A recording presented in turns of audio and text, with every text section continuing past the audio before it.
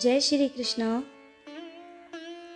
आज हम जानेंगे हिंदू धर्म में गाय, कुत्ते, कौवे और चींटी का क्या रहस्य है कि आखिर हमारे सनातन धर्म में इन चारों के लिए क्या स्थान निर्धारित है।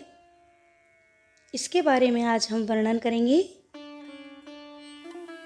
गाय को खिलाने से घर की पीड़ा दूर होगी, कुत्ते को खिलाने से दुश्मन आपसे दूर होंगे, कौवे को खिलाने से आपके पितृ प्रसन्न होंगे, पक्षी को खिलाने से व्यापार नौकरी में लाभ होगा और चींटी को खिलाने से कर्ज समाप्त होगा, मछली को खिलाने से समृद्धि बढ़ेगी। हिंदू धर्म में गाय, कौवे, कुत्ते, चींटी और सांप को अन्य पशु और पक्षियों की अपेक्षा अधिक महत्व दिया गया है, जबकि इनमें से कुत्ते और सांप को यहूदी धर्म से निकले धर्म के लोग शैतानी शक्ति को मानते हैं। आखिर क्यों? प्रत्येक हिंदू धर्म में जब भोजन बनता है तो पहली रोटी गाय के लिए और अंतिम रोटी कुत्ते के लिए होती है। भोजन करने से पूर्व अग्नि को उसका कुछ भाग अर्पित किया जाता है, जिसे अग्निहोत्र कर्म कहते हैं। प्रत्येक हिंदू को भोजन करते वक्त थाली में से 3 ग्रास निकालकर अलग रखना होता है। यह 3 कौल ब्रह्मा, विष्णु और महेश के लिए, या मन कथन के अनुसार गाय, कौवे और कुत्ते के लिए भी कह सकते हैं। यह भोजन का नियम है। फिर अंजलि में जल भरकर भोजन को थाली के आसपास दाएं से बाएं गोल घुमाकर अंगुली से जल को छोड़ा जाता है। अंजलि से छोड़ा गया जल देवताओं के लिए और अंगूठी से छोड़ा गया जल पितरों के लिए होता है। प्रतिदिन भोजन करते वक्त सिर्फ देवताओं के लिए जल छोड़ा जाता है। गाय, कुत्ता, कौवा और चींटी क्यों हिंदू धर्म में महत्वपूर्ण माने गए हैं? इनको अन्न देने से क्या लाभ होगा? आखिर इनका क्या रहस्य है? अब समझते हैं कुत्ते का रहस्य। कई धर्मों के अनुसार जिस घर में कुत्ता होता है वहाँ फरिश्ते नहीं जाते, परंतु हिंदू धर्म के पुराणों में कुत्ते को यम का दूत कहा गया है। ऋग्वेद में एक स्थान पर जघन्य शब्द करने वाले श्वानों का उल्लेख मिलता है। भैरव महाराज का सेवक भी इनको माना जाता है। कुत्ते को हिंदू देवता भैरव महाराज का सेवक मानते हैं। कुत्ते को भोजन देने से भैरव महाराज प्रसन्न होते हैं और हर तरह के आकस्मिक संकटों से वे भक्त की रक्षा करते हैं। मान्यता है कि कुत्ते को प्रसन्न रखने से वह आपके आसपास यमदूत को नहीं फटकने देता है। कुत्ते को देखकर हर तरह की आत्माएं दूर भागने लगती हैं। कुत्ते किस प्रकार के होते हैं? दरअसल कुत्ता एक ऐसा प्राणी है जो भविष्य में होने वाली घटनाओं और ईथर माध्यम यानी सूक्ष्म जगत की आत्माओं को देखने की क्षमता रखता है। कुत्ता कई किलोमीटर तक की गंध सूंघ सकता है। कुत्ते को हिंदू धर्म में एक रहस्यमय प्राणी माना गया है, लेकिन इसको भोजन कराने से हर तरह के संकटों से बचा जा सकता है। कुत्ता एक वफादार प्राणी होता है जो हर तरह के खतरे को पहले ही भांप लेता है। प्राचीन और मध्यकाल में पहले लोग कुत्ता अपने साथ इसलिए रखते थे ताकि वे जंगली जानवरों, लुटेरों और भूत आदि से बच सकें। बंजारा जाति और आदिवासी लोग कुत्ते को पालते थे ताकि वे हर खतरे से पहले ही सतर्क हो जाएं। भारत में जंगल में रहने वाले साधु संत भी कुत्ता इसीलिए पालते थे ताकि कुत्ता उनको खतरे के प्रति सतर्क कर दे।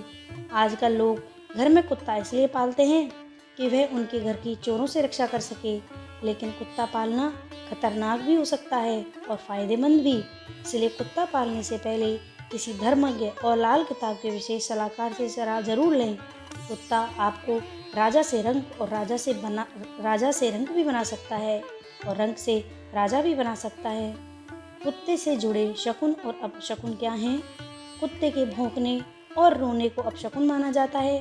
कुत्ते के भौंकने के कई कारण होते हैं, उसी तरह उनके रोने के भी कई कारण होते हैं, लेकिन अधिकतर लोग भौंकने या रोने का कारण नकारात्मक ही लेते हैं।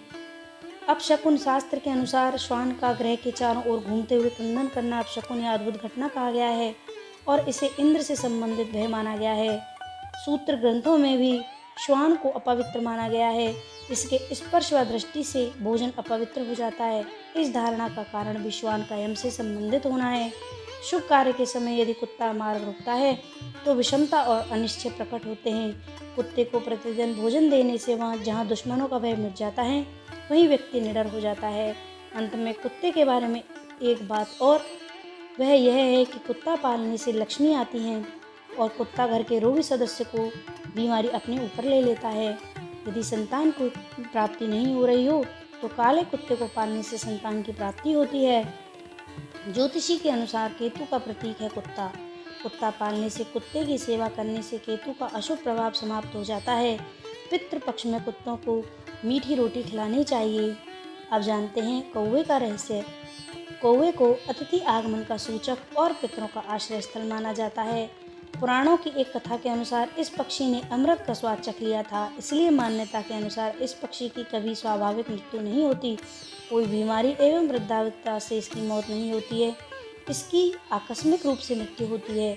जिस दिन किसी कौवे की मृत्यु हो जाती है उस दिन उसका साथी भोजन नहीं करता है। कौवा अकेले में भी भोजन नहीं खाता, वह किसी भी साथी के साथ मिल बांट कर भोजन ग्रहण करता है। कौवे लगभग 20 इंच तक लंबा गहरा काले रंग का पक्षी है, जिसके नर और मादा एक जैसे ही होते हैं। कौवा बगैर थके मीलों उड़ सकता है और कौवे को भविष्य में घटने वाली घटनाओं का पहले से ही आभास हो जाता है। श्राद्ध पक्ष में कौवे का बहुत महत्व माना गया है। इस पक्ष में कौवों को भोजन कराना अर्थात पितरों को भोजन कराना माना गया है।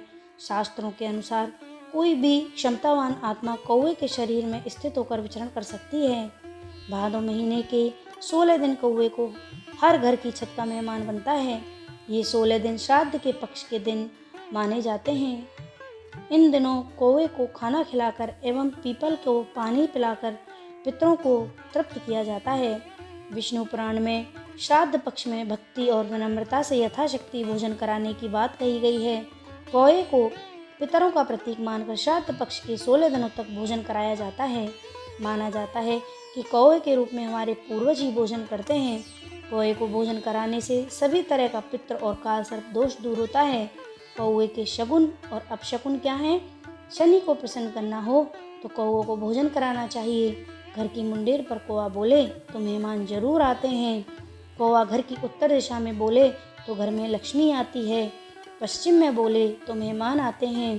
पूर्व में बोले तो शुभ समाचार आता है। दक्षिण में बोले तो बुरा समाचार आता है। कौवे को भोजन कराने से अनिष्ट व शत्रु का नाश होता है। अब हम जानेंगे गाय का रहस्य। गाय का थलचर जंतुओं में सबसे ऊंचा स्थान है। पुराणों के अनुसार गाय में सभी देवताओं का वास माना गया है। गाय को किसी भी रूप में सताना घोर पाप माना गया है। उसकी हत्या करना तो नरक के द्वार को खोलने के समान है, जहाँ तक कई जन्मों का दुख भोगना पड़ता है। वैज्ञानिक कहते हैं गाय एकमात्र ऐसा प्राणी है जो ऑक्सीजन ग्रहण करता है और ऑक्सीजन ही छोड़ता है, जबकि मनुष्य सहित सभी प्राणी ऑक्सीजन लेते हैं और कार्बन डाइऑक्साइड छोड़ते हैं। पेड़ पौधे भी ठीक इसका उल्टा करते हैं। गाय ही व्यक्ति को मरने के बाद वैतरणी नदी पार कराती है। भारत में गाय को देवी का दर्जा प्राप्त है। गाय के भीतर देवताओं का वास माना गया है।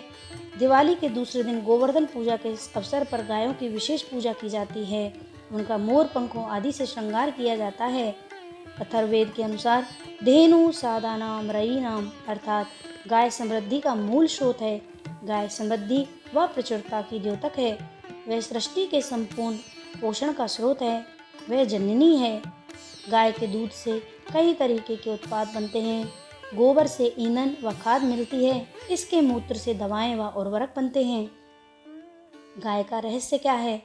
गाय इसलिए पूजनीय नहीं है कि वह दूध देती है, इसके होने से हमारी सामाजिक पूर्ति होती है। दरअसल मान्यता के अनुसार 84 लाख योनियों का सफर करके आत्मा अंतिम योनि के रूप में गाय बनती है। गाय लाखों योनि का वह पड़ाव है जहाँ आत्मविश्राम करके आगे की यात्रा शुरू करती है। गाय के शकुन। गाय का कोई अपशकुन नहीं होता। जिस भूभाग पर वह मकान बनाना हो वहाँ 15 दिन तक गाय बछड़ा बांधने से वह जगह पवित्र हो जाती है। भूभाग से बहुत सी आसुरी शक्तियों का नाश हो जाता है। गाय में सकारात्मक ऊर्जा का भंडार होता है। गाय का मार्ग रोकना भी शुभ हो जाता है। गाय बछड़े के एक साथ दर्शन सफलता का प्रतीक है। घर के आसपास गाय होने का मतलब है कि आप सभी तरह के संकटों से दूर रहकर सुख और समृद्धि पूर्वक जीवन जी रहे हैं। गाय के समीप जाने से संक्रामक रोग, कफ, सर्दी, खांसी, जुकाम, बुखार आदि का नाश होता है। अचानक गाय का पूंछ मार देना भी शुभ है। काली चितकबरी गाय का ऐसा करना तो और भी शुभ माना गया है। पंचगव्य कई रोगों में लाभदायक है। पंचगव्य का निर्माण गाय के दूध, दही, घी, मूत्र और गोबर द्वारा किया जाता है। पंचगव्य द्वारा शरीर को रोग निरोधक क्षमता बढ़ाकर रोगों को दूर हो जाता है। ऐसा कोई रोग नहीं जिसका इलाज पंचगव्य से ना किया जा सके। अब जानेंगे हम चींटी का रहस्य। हर समय हम चींटियों को नज़रअंदाज करते हैं, उन्हें पैरों तले कुचल देते हैं और उन्हें काटने वाले दुष्टों से अधिक कुछ नहीं समझते, किंतु चींटी बहुत ही मेहनती और एकाग्रता से रहने वाली जीव है। सामूहिक प्राणी होने के कारण चींटी सभी कार्यों को बांटकर करती है। इनमें नर चींटी की कोई भूमिका नहीं होती। विश्व भर में चींटियों की 14,000 से अधिक प्रजातियां पाई जाती हैं। ये 1 किलोमीटर से 4 किलोमीटर तक की लंबाई की एक अपनी सीमा बना देती हैं। जिन चींटियों को हम सबसे अधिक पहचानते हैं उनमें काली चींटी, मकोड़ा, पेड़ों पर रहने वाली लाल चींटी जो काटने के लिए मशहूर है, और छोटी काली चींटी जो गुड़ आदि मीठी चीज़ों की ओर अद्भुत आकर्षण दिखाती है। चींटी के बारे में वैज्ञानिकों के पास कई रहस्य हैं। चींटियाँ आपस में बातचीत करती हैं, वे नगर बनाती हैं, भंडारण की समुचित व्यवस्था करना जानती हैं। हमारे इंजीनियरों से कहीं ज़्यादा बेहतर चींटियाँ होती हैं। चींटियों का नेटवर्क दुनिया के अन्य नेटवर्क से कहीं बेहतर होता है।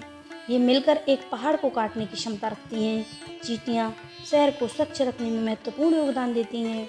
चींटियाँ खुद के वजन से 100 गुना वजन उठा सकती हैं।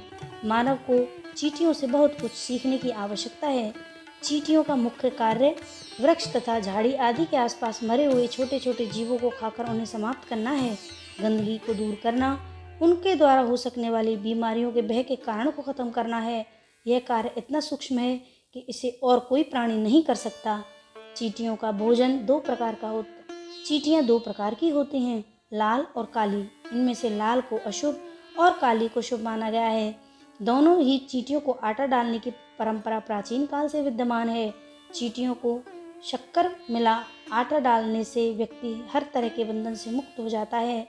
हजारों चींटियों को प्रतिदिन भोजन देने से वे चींटियां उक्त व्यक्ति को पहचान कर उसके प्रति अच्छे भाव रखने लगती हैं और उसको वो दुआ देने लगती हैं। चींटियों की दुआ का असर आपको हर संकट से बचा सकता है। लाल चींटियों की कतार मुंह में अंडे दबाए निकलते देखना शुभ है। सारा दिन शुभ और सुखद बना रहता है। जो चींटी को आटा देते हैं और छोटी छोटी चींटियों को चावल देते हैं वे वैकुंठ को जाते हैं। कर्ज से परेशान लोग चींटियों को शक्कर और आटा डालें, ऐसा करने पर कर्ज की समाप्ति हो जाती है। तो ये है गाय, कुत्ते, चींटी और कौवे का हमारे सनातन धर्म में महत्व। जय श्री कृष्ण।